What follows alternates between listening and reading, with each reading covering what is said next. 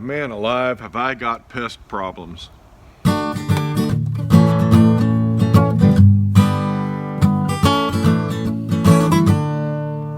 We need to talk about why we're using insecticides in our garden. Normally, what you want to do, the ideal situation in a garden, is that you have beneficial insects that take care of the bad insects. You've got a predator-prey situation going on, and so gardeners will often let a portion of their property grow wild to harbor those beneficial insects.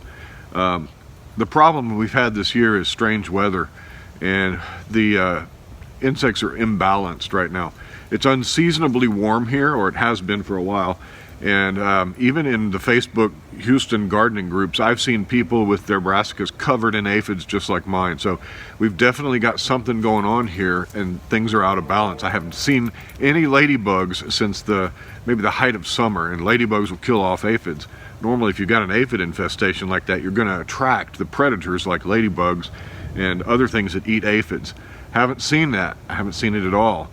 We had a really epic freeze in the early part of the year that I believe knocked back a lot of the insect population. We certainly didn't see a lot of bees. And now we've got an unseasonably warm winter, so things are out of whack. The astronauts always fly when I'm trying to make a video. So this would be one of the times where we would use insecticides in the garden, when the predators and the natural systems that are in place to control these things are out of whack. We're going to lose our crop if we don't do something. So we're going to use organic insecticides.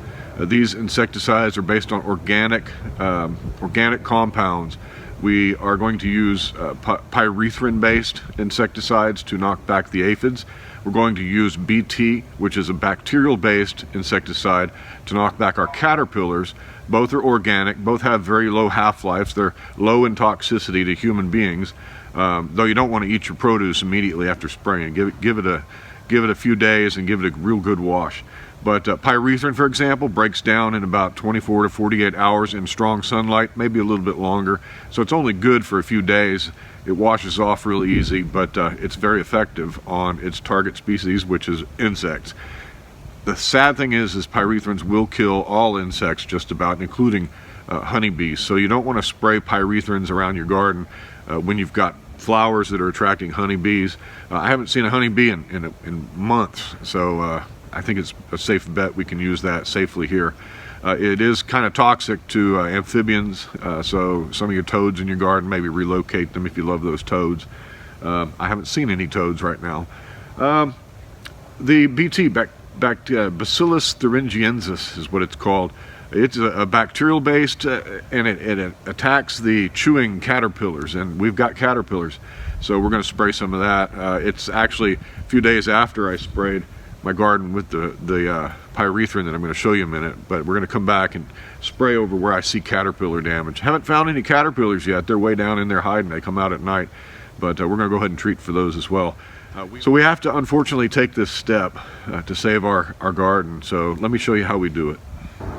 It's the day after I made my aphid video where I showed you the infestation in my brassicas. Man, I've got aphids. They're so horrible. They look awful. Man, they're gross. They're just absolutely gross, but we got to get them under control. I sprayed a lot of those aphids off, but I've got aphids spreading to my tatsoi greens, and they're spreading all over the place. I can't spray those tatsoi greens with the water hose. There's just too many leaves. So what we're going to do, I got my new sprayer in. This is a metal sprayer. The cheap plastic ones I've been using before, they've always broken down on me, and that's been my bottleneck right here. They broke down. I got a nice wand sprayer here, pretty high quality in terms of build, and I'm liking what I'm seeing here. We're going to try this out, and we're going to spray these aphids with Pyganic, which is a pyrethrin-based insecticide. Pyrethrin-based insecticides are organic. They're based on chrysanthemums, the kinds of chemicals you find in the chrysanthemum flower. They kill insects. So we're going to mix this up. I'm going to put a little dish soap in there to help emulsify everything and have it stick. See if we can knock these aphids back. I'm going to put 1 gallon of water in my container, and then I'm going to add the appropriate amount of pyrethrin to the water. I'm going to mix 1/4 to 1 ounce of pyrethrin. You just squeeze it up into that little container there. Let's open this up so we can get some airflow. Squeeze it up in there. I'm going to do a 1/2 ounce, maybe a little more, and we'll put this in our gallon of water. I've got some soap here. This is dish soap. We're going to add that in as well. What this is going to do, hopefully, is help this this mixture, this solution, to stick to the plant. Some of these plants, like the cabbages and broccoli, they repel water. Hopefully this will help it to stick.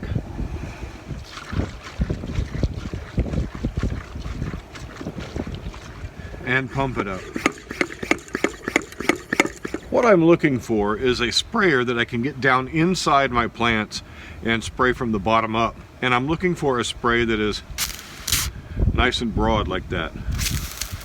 Something that's gonna coat a lot of surface area.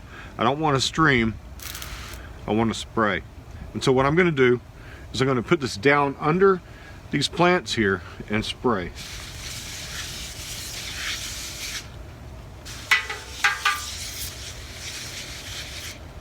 And what I'm doing is coating the underside of the leaves.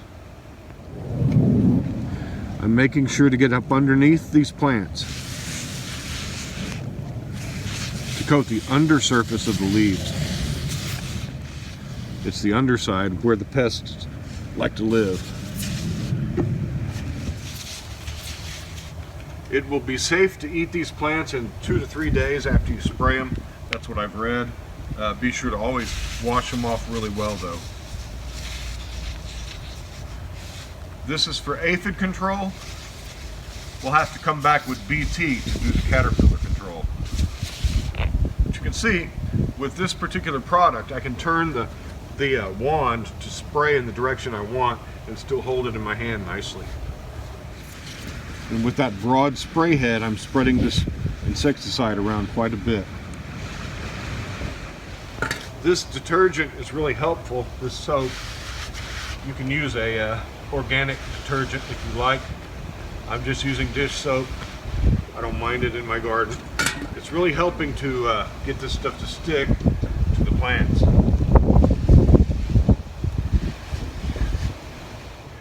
Well, I really like this sprayer. It gets up under the plants, gets up under the leaves, and when I've got a dense patch like all these daikon radishes, it gets up in there and sprays and spreads a broad pattern of spray, and that's what I want. All right, it's the next day, and on this terribly infested plant, I can see that we've only got a few aphids left right here, and these look like clingers, hangers on. Maybe they're, I don't know. This is the only aphids I can find, and they're on the front of the leaf, so we're going to deal with those guys. But the big colonies are all gone. I haven't seen any. In fact, there's dead aphids you can see. Every now and then you see them just kind of fall right off the leaf. There's a few. But are they alive? I can't tell. There's some right in there. But I'm not finding giant colonies like I did the other day. Or yesterday when I sprayed. So let me go and look at some of the other plants. In my tatsoi, I'm not finding any evidence of aphids anymore. What I'm looking for is not an absence of aphids so much as dead ones, but I'm not finding that.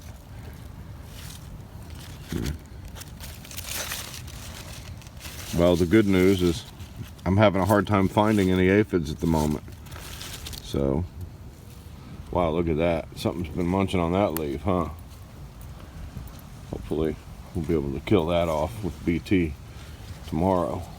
You prepare BT the same way you prepare the pyrethrin-based insecticides. I'm sorry, I always say herbicides because I've had herbicide problems in the past, but we're dealing with insecticides right now. Thuricide BT is a brand that I'm using. On the back, I made an easy note to remind me how much. I'm going to put 1 tablespoon per gallon. I've got a gallon of water in here. We're going to put this in, and I'm going to add a little bit of dish soap. That will help to emulsify this, help it to stick to the plants, and this knocks back caterpillars really well. And I can eyeball a tablespoon. You can see this got a kind of milky consistency, milky brown consistency. Gonna keep this out of the way of my dog. Gonna add our soap. No, don't lick that. Come on, you need to get out of here. Come on. In you go. Come on. I'm sorry. In you go. Alright, so my tatsoi right here is starting to get little florets on it. We could eat this stuff, but man, I gotta get these caterpillars dealt with. Here's what we're dealing with. This is ugly. This is caterpillar damage. You can tell by the ragged edges. Snail and slug damage is usually little round holes, and we've got some of that in here too, but not as much on the new leaves since we've dealt with those mollusks in there with these iron phosphate pellets that you can see laying around. The slugs and snails eat that and they die. So what I'm going to do is spray this with BT now. Hopefully we'll knock back these caterpillars and we'll be able to get us some nice florets and some good leaves on here and have some nice Asian greens. Alright. Ooh.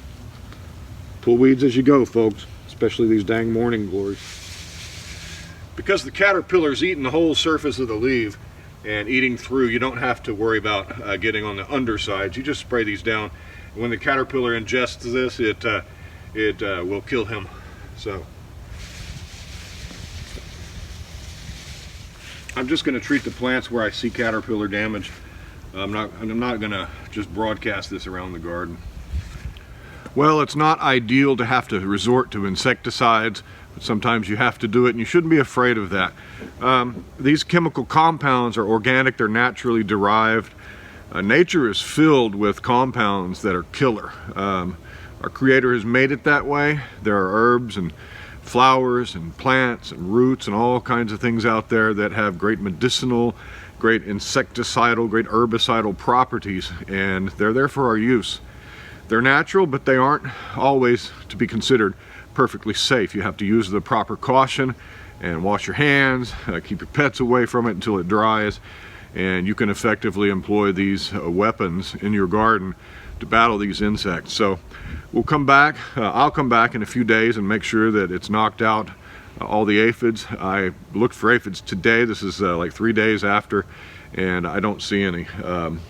We're looking good. So hopefully that'll work. We'll have to keep checking, maybe once a week, go and do a detailed inspection of your garden, especially in these weird times when things aren't in balance, when things are out of whack, and make sure you don't have to treat again. If you're planning on harvesting though, I would not treat within a week of harvest, maybe even more. If you're planning on harvesting the leaves that we've sprayed, some of the root crops, perfectly edible as they are. So hey, thanks for joining me on Black Gumbo Southern Gardening to learn about some of these gardening techniques that we don't always want to use, but sometimes we have to use. Thank you for commenting in the comment section. That's one of my favorite things, is reading all your comments and getting to know you all.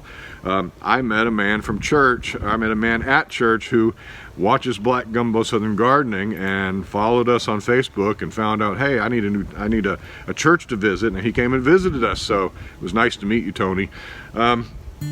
Yeah, like us on Facebook. I hope we've earned your subscription, and we'll talk to you next time. Happy gardening to you. Bye-bye.